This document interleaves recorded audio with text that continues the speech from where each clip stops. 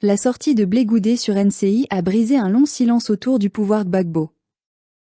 Les noms de Nadi Bamba et de Soro Guillaume refont surface, révélant les fissures d'un passé encore brûlant. Qui gouvernait vraiment la Côte d'Ivoire entre 2000 et 2011 ? Derrière le héros national, l'histoire dévoile un homme encerclé, mais un peuple qui refuse toujours de renoncer à l'espérance. Depuis la sortie de Charles Blé Goudé sur la chaîne NCI, un vent de vérité souffle sur la Côte d'Ivoire.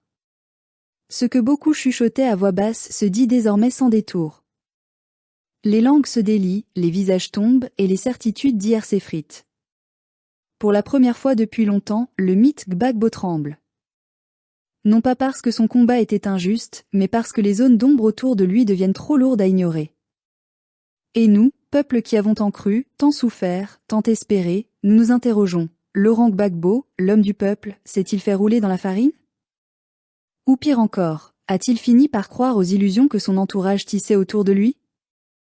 Nous avons toujours voulu voir en lui le repère moral d'une nation humiliée, l'homme qui osa dire non à la France, à l'ONU, au diktat occidental. Et cela, nul ne le lui enlèvera jamais. Mais derrière la grandeur du symbole se cachait un pouvoir fracturé, une présidence rongée par les influences, les compromis, les ambitions personnelles.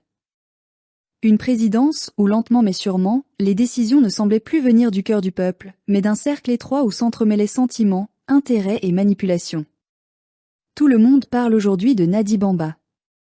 Son nom revient comme un refrain amer, celui d'une femme que beaucoup accusent d'avoir pris trop de place dans la sphère politique, sans mandat, sans légitimité, simplement parce qu'elle partageait la vie du chef. Et puis il y a Soro Guillaume, l'ancien rebelle devenu Premier ministre, celui qui aurait dû répondre devant la justice avant de s'asseoir au sommet de l'État. Deux noms, deux trajectoires, mais un même fil, la confusion entre la fidélité politique et la compromission. Comment un pouvoir né dans la lutte pour la souveraineté nationale a-t-il pu s'entourer de ceux-là même qui ont sapé les fondements de cette souveraineté ? Quand on regarde les années 2000 à 2011 avec le recul, on découvre une tragédie ivoirienne aux multiples visages. D'un côté, le peuple, meurtri, bombardé, mais debout, convaincu que son président incarnait encore sa dignité. De l'autre, un entourage flou, partagé entre loyauté sincère et opportunisme froid, où certains négociaient avec l'ennemi pendant que d'autres tombaient sous les balles. Dans les palais climatisés, on souriait à ceux qui, sur le terrain, versaient leur sang pour défendre la République. C'est cette fracture, invisible à l'époque, qui nous explose aujourd'hui au visage. Peut-être que Gbagbo, l'intellectuel, l'humaniste, a trop cru à la parole donnée.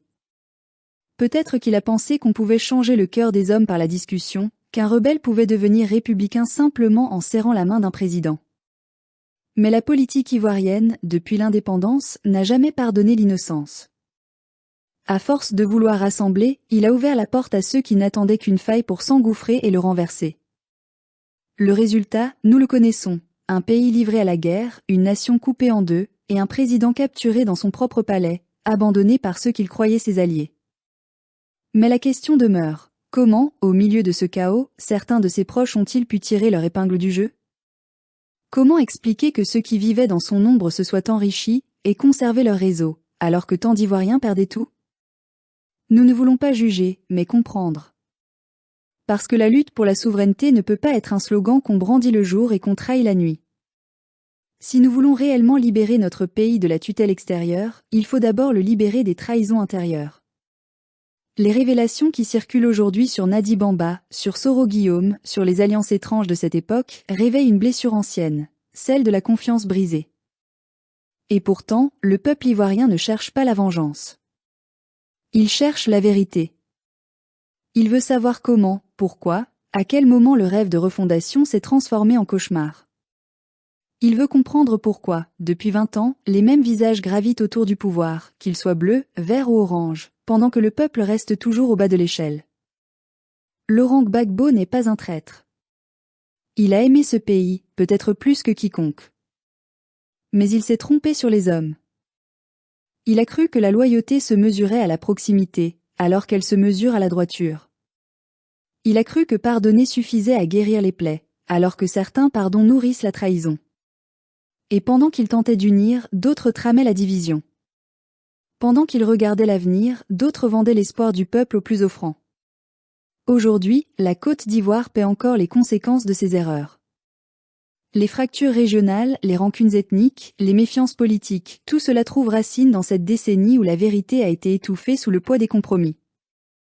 Et ceux qui profitent encore du pouvoir actuel savent qu'ils doivent beaucoup à ces ambiguïtés d'hier. Mais tout n'est pas perdu. Car de cette douleur peut naître un renouveau. Si nous acceptons de regarder notre histoire en face, sans tabou, sans mythe, sans haine, alors nous pourrons reconstruire. Oui, Gbagbo reste un repère, un symbole. Mais un symbole n'est fort que s'il accepte la critique. Nous devons oser lui dire, Président, vous avez donné votre vie pour la souveraineté de la Côte d'Ivoire, mais certains de vos choix ont ouvert la porte à sa dépossession. Vous avez combattu l'ennemi extérieur, mais vous avez sous-estimé l'ennemi intérieur. Et pourtant, malgré tout, l'espérance demeure. Parce que le peuple ivoirien n'est pas mort.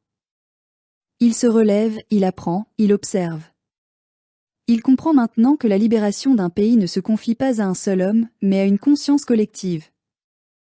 Gbagbo a semé la graine, à nous de la faire pousser, autrement, plus lucidement. Il a ouvert le chemin à nous de ne plus tomber dans les pièges qui l'ont fait chuter.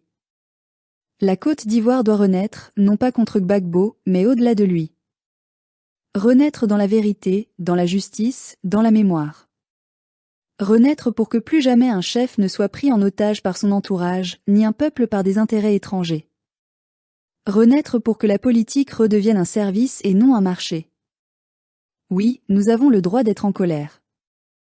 Oui, nous avons le droit d'être déçus. Mais surtout, nous avons le devoir d'espérer. Parce que l'histoire ne se répète que lorsque les peuples refusent de la comprendre.